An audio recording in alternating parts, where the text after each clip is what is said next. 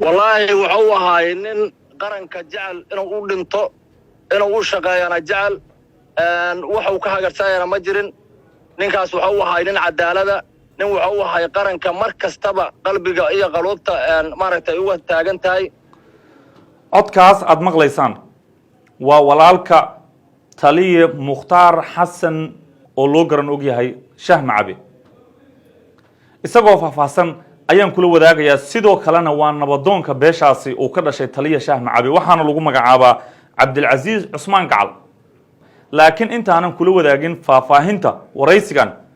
waxaan rabaa ama aan sida wada ogtihiin dhammaantiin aad ka war dhowreyseen warka ama akhbaarta ku saabsan taliye Shaah Macabe ma nool yahay mise waa dhintay haddii uu nool yahay xagee buu iminka ku sugan yahay dhammaantiin su'aalaha aad isweydiinaysaan kuwaas ay u badan yihiin haddaba waxaa ila soo xiriiray Cabdilcasiis Cusmaan Gacal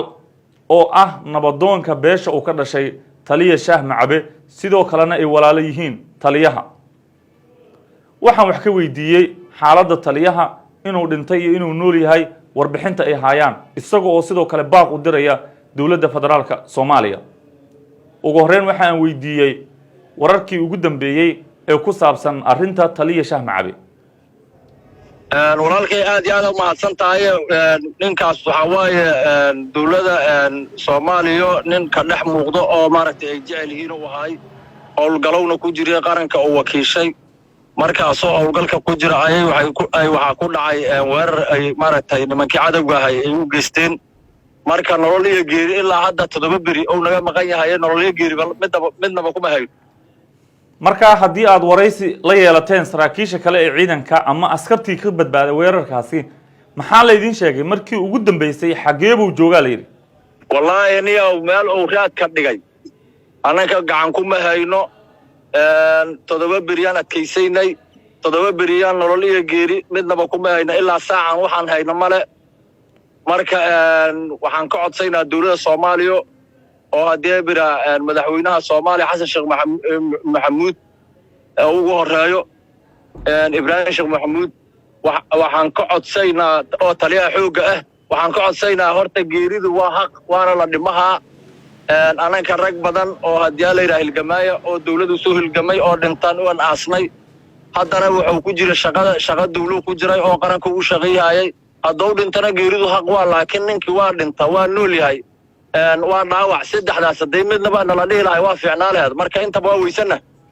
marka waxaan codsaynaa in maaragtay ay dawladdu waa sirdoon ay leedahay xud badan ay keeni kartaa inay maaragtay ay nagu garab siiso ay xud fiican ay noo keento onanka ninka dawladda qaalow xageeda oo ku ahay onakana qabiilkiisiyaan lahay xageena qaalow ka yahay marka ma la xiriirteen saraakiisha ciidanka xoogga dalka ama kuwa guutooyinka ee halkaas ku sugnaa si aad warbixin dheeraad ah aad uga heshaan akhbaarta taliye Shaah Macabe walaalow meel walbaba gacanta waa maaragtay telefoon waa u dirnay marka waxa dhimasho noo sheega waa weynay wax dhaawac noo sheega waa weynay marka walaalow nin waxa ka maqan tahay gorofow gacanta gelshay ananka wiilka hadduu dhinto waa ka sabri lahaynay hadduu dhaawac yahay aad kulay dhaawiciisaan ku ruugsan lahaynay hadduu nool yahay noloshiisaba na anfacayso waa wax maaragtay aan anku aad iyo aad anugu farxi lahaynay marka niyow intaasaan haysato dawladda marka eedaa maaragtay u shaqeeyay eedaana gacan weyn eedaana goobidayna iyo goobidda anuka tayna iyo goobidda dawladda waxaa weyn oo maaragtay adag dawladda inay goobto ay maashu ay ku macda ugu dambeyn taliye Shaah Macabe nin nuucee buu ahaa haddii aad u sharaxdo dadkana daawanayo qof nuucee ayuu ahaa wallahi wuxuu ahaa nin qaranka jecel inuu dhinto inuu u shaqeeyana jecel wuxuu ka hagartayna ma jirin ninkaas wuxuu ahaa nin cadaalada nin wuxuu ahaa qaranka markastaba qalbiga iyo qalubta maaragtay uga taagan tahay nin wuxuu ahaa dadkana ka hor muuqdo hadii bira cadaaladiisu ay badneeday marka waxa waaye goob xataa waa galiyay dagaal xataana waa galiyay hadduu dagaalkaas ku dhintana waa qadir rabbi oo wax walba anku nolol geeri waa la fishaa marka ninkaas waxa waaye nin halgamaya saraakiisha dawladana waa ka waraysaa aad iyo aad buu umahadsan yahay kaasi wuxuu ahaa Cabdilcasiis Cusmaan Gacal oo ay walaalo yihiin taliye Shaah Macabe sidoo kalena ah nabadoonka beesha uu ka dhashay taliyuhu